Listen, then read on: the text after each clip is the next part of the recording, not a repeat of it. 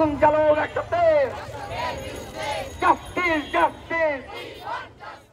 ধর্ষণের শিকার হয়ে মৃত্যুবরণ করা মাগুরার সেই শিশুসহ সকল ধর্ষণের বিচারের দাবিতে কাফন মিছিল ও প্রতিবাদ সমাবেশ করেছে বাংলাদেশ ছাত্র ফেডারেশন।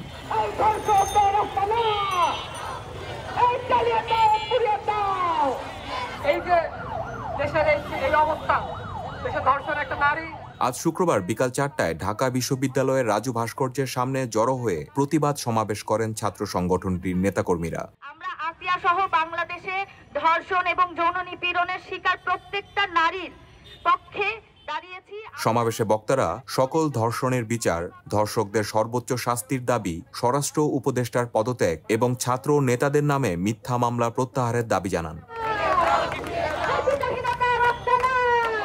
সমাবেশ শেষে প্রতীকী কাফন নিয়ে মিছিল শুরু করেন তারা। মিছিলটি কলা ভবনের সড়ক প্রদক্ষিণ করে রাজু ভাস্কর্যে গিয়ে শেষ হয়।